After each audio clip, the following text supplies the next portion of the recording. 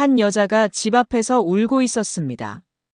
하지만 아무도 그녀의 눈물을 보지 않았습니다. 그녀의 이름은 김순자.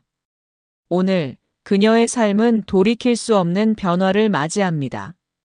새벽 6시 작은 마을의 골목길. 순자는 대문 앞에서 쪼그려 앉아 있었습니다. 손에는 낡은 편지 한 장이 들려 있었지요. 편지 봉투는 누렇게 변색되어 있었고 글씨는 20년 전 그때처럼 선명했습니다. 이게 뭐야? 미나 너랑 관련된 거라고. 순자의 목소리가 떨렸습니다. 68세의 나이에도 여전히 단단했던 그녀의 마음이 흔들리기 시작했지요. 남편이 세상을 떠난 지 3년, 딸 장미나가 사라진 지 20년이 흘렀습니다.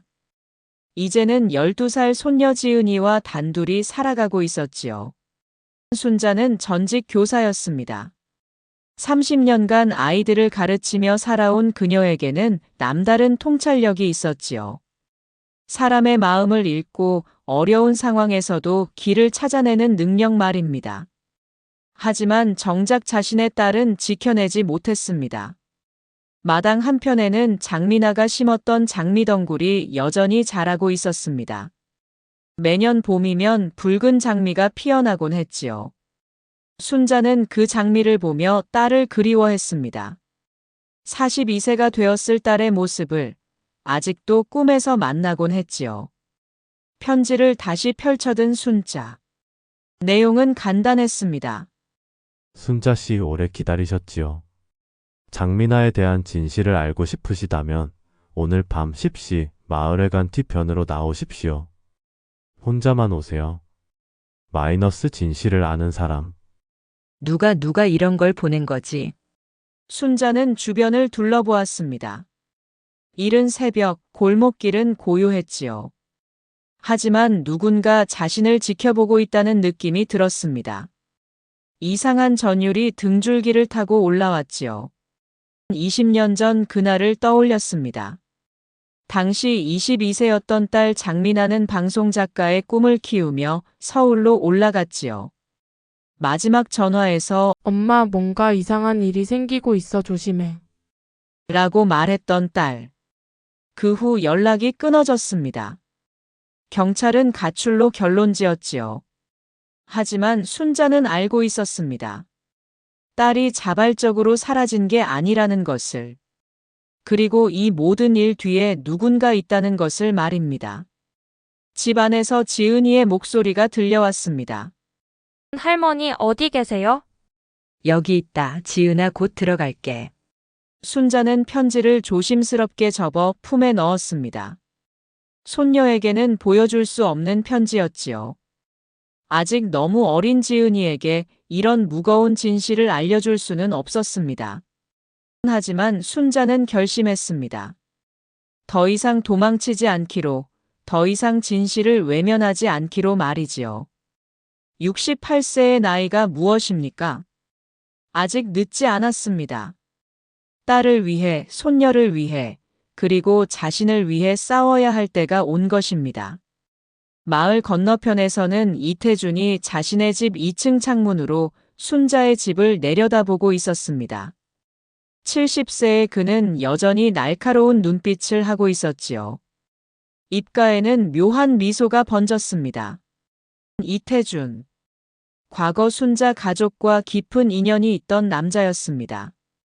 겉으로는 친절한 이웃이었지만 내면에는 탐욕과 계산이 자리 잡고 있었지요. 20년 전 그 사건 이후 그는 더욱 교활해졌습니다. 순자는 마지막으로 편지를 한 번 더 들여다보았습니다. 종이 냄새에서 오래된 비밀의 향기가 났지요. 그리고 확신했습니다.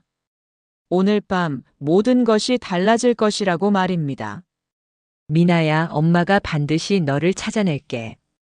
이번에는 포기하지 않을 거야. 새벽 햇살이 순자의 주름진 얼굴을 비췄습니다. 68년을 살아온 그 얼굴에는 결의가 서려 있었지요. 잃어버린 시간들을 되찾기 위한 여정이 시작되려 하고 있었습니다. 그리고 순자는 알지 못했습니다.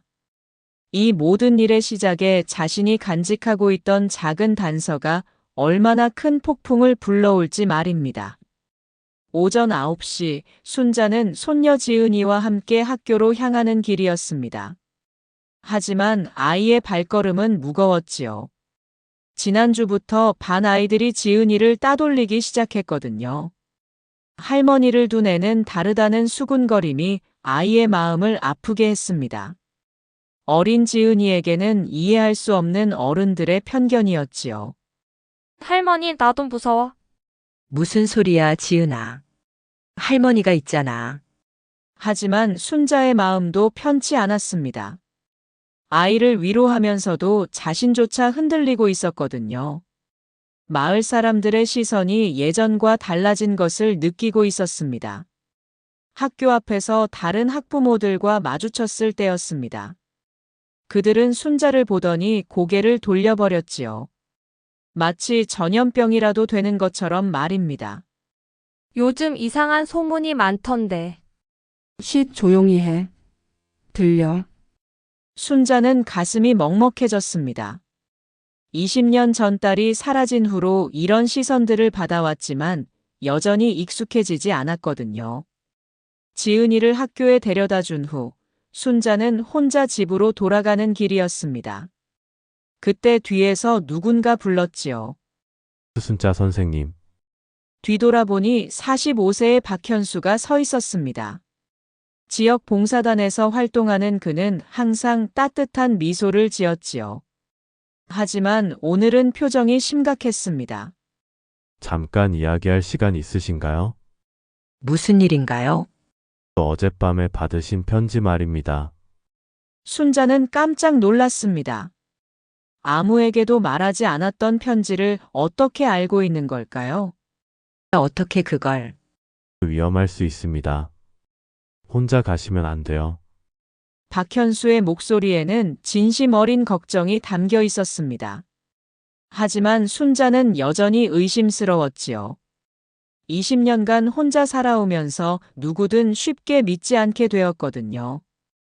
오후 2시 순자는 집에서 오래된 상자를 꺼냈습니다. 딸 장민아의 물건들이 담긴 상자였지요. 사진, 일기장, 편지들이 차곡차곡 정리되어 있었습니다. 딸의 마지막 편지를 다시 읽어보았습니다. 엄마, 뭔가 이상한 일들이 계속 일어나고 있어요. 이태준 아저씨가 자꾸 아버지 사업 이야기를 물어보시는데 그때는 단순한 호기심이라고 생각했었지요. 하지만 지금 다시 보니 뭔가 다른 의미로 읽혔습니다. 20년 전을 떠올려 봤습니다. 남편이 운영하던 작은 건설 회사가 어려워지자 이태준이 도움을 주겠다며 나타났었지요. 친절한 이웃이라고 생각했는데 그때 내가 너무 순진했구나. 문득 이태준이 했던 말들이 떠올랐습니다. 순자 씨, 남편분께서 빌려주신 돈 기억하시죠? 서류에 사인만 해주시면 모든 게 해결됩니다. 당시 남편의 장례를 치르느라 정신이 없던 순자는 그의 말을 믿었습니다. 하지만 나중에야 알았지요. 자신의 재산 일부가 이태준 명의로 넘어간 사실을 말입니다.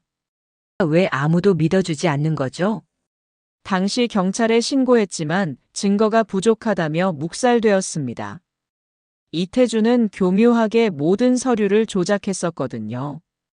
그리고 바로 그 무렵 딸 장민아가 사라졌습니다. 우연의 일치치고는 너무나 의심스러웠지요. 저녁 7시 순자는 부엌에서 지은이의 저녁을 준비하고 있었습니다. 그때 대문 밖에서 소리가 들렸지요. 순자 씨 계십니까? 순자의 온몸에 소름이 돋았습니다. 하필 오늘 편지를 받은 바로 그날에 나타나다니. 문을 열자 이태준이 싱그럽게 웃고 있었습니다. 70세의 나이에도 정정한 모습이었지요. 하지만 그 미소 뒤에 무엇이 숨어 있는지 순자는 알고 있었습니다. 요즘 어떻게 지내시는지 궁금해서요. 별일 없이 지내고 있습니다. 지은이도 많이 컸겠네요. 혹시 생활이 어려우시면 언제든 말씀하세요. 친절한 말투였지만 순자는 경계를 늦추지 않았습니다. 이 남자의 진짜 목적이 무엇인지 궁금했거든요. 그런데 요즘 이상한 소문이 있던데. 누군가 과거 일을 들춰내려 한다는. 순자의 심장이 빨라졌습니다. 편지 이야기를 하는 건가요? 순자 씨, 과거는 과거입니다. 굳이 아픈 상처를 건드릴 필요 없지 않을까요? 무슨 말씀이신지. 장미나 이야기 말입니다. 이제 그만 잊으시는 게 좋겠어요. 지은이를 위해서라도. 협박 아닌 협박이었습니다. 순자는 분노가 치밀어 올랐지만 꾹 참았지요. 이태준이 돌아간 후 순자는 편지를 다시 꺼내보았습니다. 그리고 딸의 일기장을 펼쳤지요. 마지막 페이지에 작은 메모가 있었습니다. 이태준, 토지 서류, 창고 열쇠. 순자는 가슴이 뛰기 시작했습니다. 딸이 뭔가를 알고 있었던 게 분명했습니다. 그리고 그 비밀 때문에 미나야, 넌 진짜로 뭔가를 알고 있었구나. 밤 9시 순자는 마을회관으로 향할 준비를 했습니다. 지은이는 일찍 잠들었고 집은 고요했지요. 거울에 비친 자신의 모습을 봤습니다. 68세의 나이지만 아직 포기하지 않은 눈빛이 빛나고 있었습니다. 이번에는 끝까지 가보자. 집을 나서려는 순간 현관 밖에서 인기척이 들렸습니다. 박현수가 서 있었지요. 혼자 가시면 안 된다고 말씀드렸잖아요. 당신은 도대체. 저도 장미나 씨를 찾고 있습니다. 20년 동안 말이에요. 순자는 박현수의 진지한 표정을 보며 뭔가 더 큰 이야기가 있다는 것을 직감했습니다. 마을회관으로 향하는 길, 두 사람은 말없이 걸었습니다. 가로등 불빛 사이로 그들의 그림자가 길게 뻗어 있었지요. 순자는 결국 진실의 문턱에 섰지만 그 앞에는 더 큰 위기가 기다리고 있었습니다. 과연 오늘 밤 20년간 숨겨져 있던 비밀이 드러날 수 있을까요? 그리고 그 진실은 순자에게 구원이 될 것인가? 아니면 더 큰 절망이 될 것인가요? 지난밤 마을회관에서의 만남은 허탕이었습니다. 약속한 사람은 나타나지 않았고 박현수는 자세한 이야기는 나중에 하겠다며 돌아갔지요. 다음 날 아침 지은이의 얼굴은 어제보다 더 어두워져 있었습니다. 할머니 학교 안 가면 안 돼요? 왜? 무슨 일 있었니? 지은이는 대답 대신 눈물만 글썽였습니다. 학교 앞에 도착했을 때 순자는 충격적인 광경을 목격했습니다. 지은이의 가방에서 이상한 쪽지들이 떨어져 나왔거든요. 할머니는 나쁜 사람. 우리랑 같이 놀지 마. 전학 가라. 지은아, 이런 걸 왜 혼자 참고 있었니? 할머니가 더 슬퍼할까 봐요. 12살 아이가 어른을 걱정하고 있었습니다. 담임 선생님을 찾아갔지만 도움을 받을 수 없었지요. 요즘 학부모들 사이에서 이런저런 이야기가 많아서 조용히 넘어가시는 게 좋을 것 같아요. 오후에는 마을 이장이 직접 찾아왔습니다. 순자 씨, 다른 곳으로 이사 가시는 게 어떨까요? 지은이를 위해서라도. 30년간 교사로 살았던 마을에서 쫓겨나라는 이야기였습니다. 순자는 이 모든 일의 배후에 이태준이 있다는 걸 직감했지요. 저녁 무렵 대문 밖에서 익숙한 목소리가 들렸습니다. 순자 씨, 잠깐 나오실까요? 이번에는 가면을 완전히 벗어던진 채였습니다. 어제 마을회관에 나가셨더군요. 그게 무슨 상관입니까? 상관 있습니다. 아주 많이. 위협적인 기운이 느껴졌습니다. 현실을 받아들이세요. 장미나는 돌아오지 않아요. 영원히.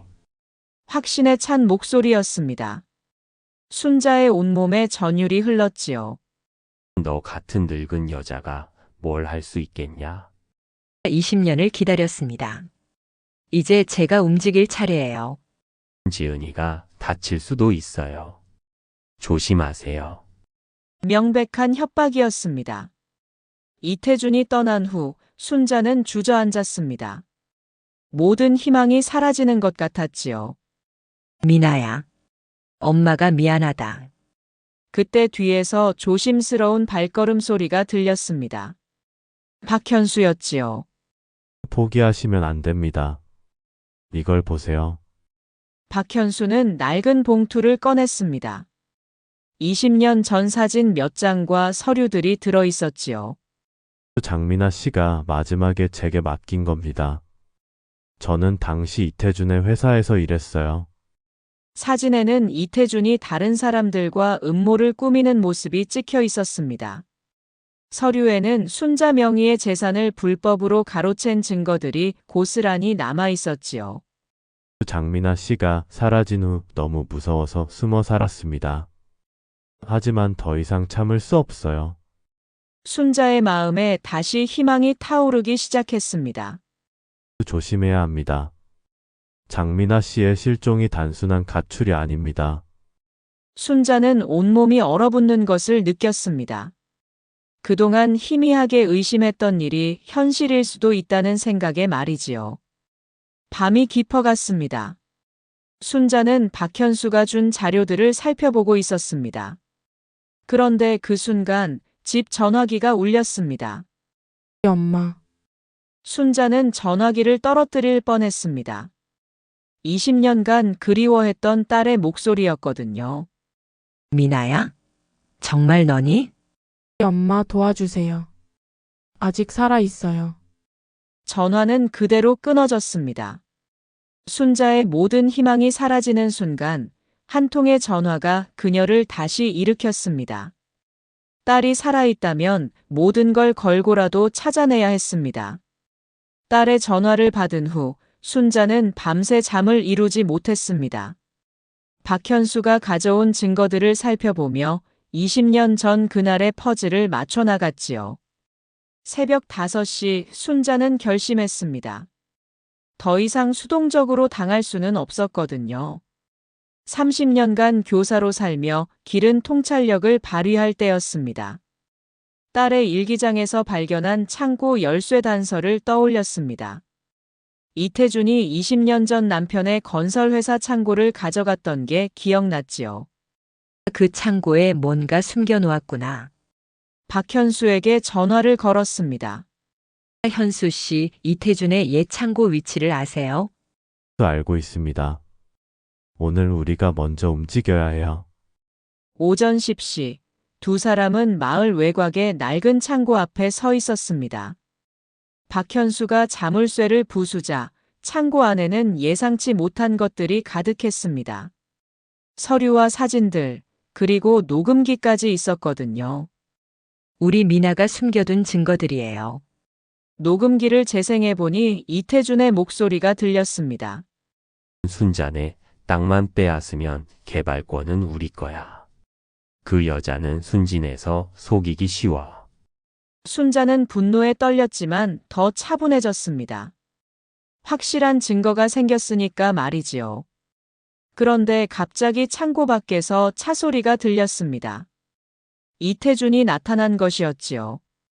여기서 뭘 하고 있는 거냐? 순자는 당황하지 않았습니다. 오히려 이 순간을 기다려왔다는 듯 침착했지요. 당신이 숨겨둔 비밀을 찾았습니다. 무슨 소리냐?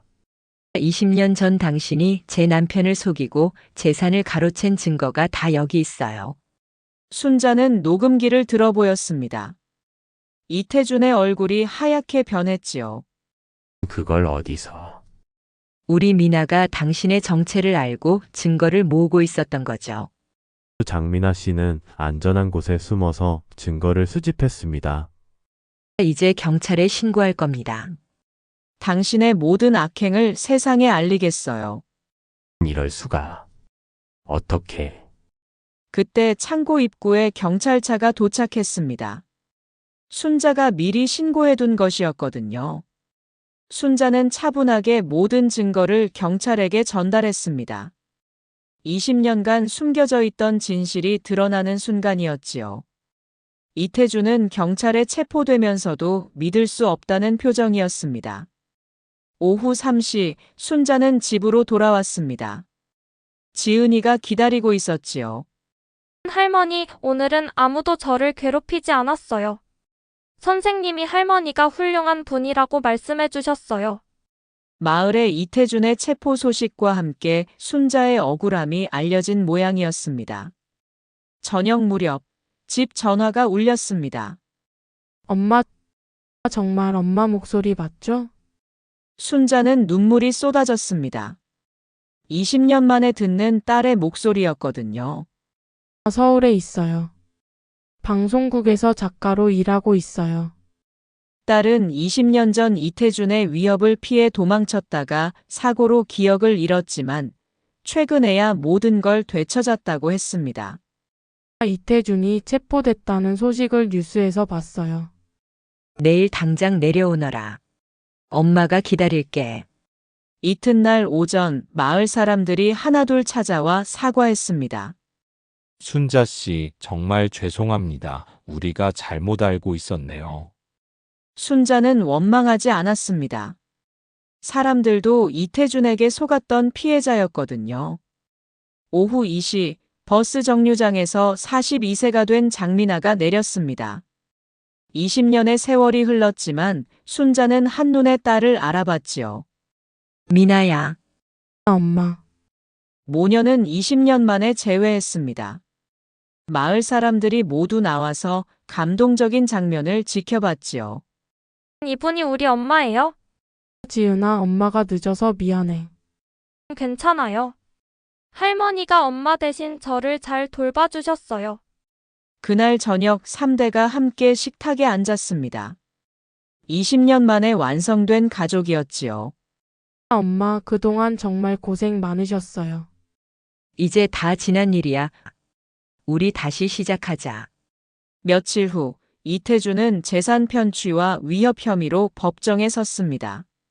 순자는 당당하게 증언했지요. 정의는 늦을 수 있지만 결코 사라지지 않습니다. 판사는 이태준에게 실형을 선고했습니다. 권선징악이 실현된 순간이었지요. 한 달 후 순자는 다시 마을에서 존경받는 어른이 되었습니다. 지은이는 학교에서 친구들과 즐겁게 지냈고 장민아는 서울과 마을을 오가며 가족과 시간을 보냈지요. 저녁 무렵 순자는 마당에서 장미를 가꾸고 있었습니다. 딸과 손녀가 함께 도와주고 있었지요. 엄마, 제가 없는 동안 이 장미들이 엄마를 위로해드렸죠? 그래. 이 장미들이 너를 기억나게 했단다. 이제 우리 모두 함께니까 더 예쁜 장미가 필 거예요. 해가 지고 있었습니다. 3대가 함께 석양을 바라보는 모습은 평화로웠지요. 진실은 언제나 드러나고 정의는 늦게라도 승리합니다. 순자의 끝없는 기다림과 포기하지 않는 의지가 마침내 보상받은 것이었지요. 이제 그들에게는 새로운 시간이, 새로운 희망이 시작되고 있었습니다. 3개월이 흘렀습니다. 순자의 집은 이제 마을에서 가장 활기찬 곳이 되었지요. 장민아가 매주 주말마다 내려와 가족과 시간을 보내고 지은이는 학교에서 친구들과 즐겁게 지내고 있었습니다. 아침 일찍 순자는 마당에서 장미 가지치기를 하고 있었습니다. 20년 동안 꾸준히 돌봤던 장미 덩굴은 이제 집 전체를 아름답게 감싸고 있었지요. 할머니, 오늘도 장미가 예뻐요. 그래, 지은아. 이 장미들이 우리 가족을 지켜줬구나. 지은이는 이제 당당하게 학교에 다니고 있었습니다. 친구들도 많이 생겼고 무엇보다 환한 웃음을 되찾은 것이 순자에게는 가장 기뻤습니다.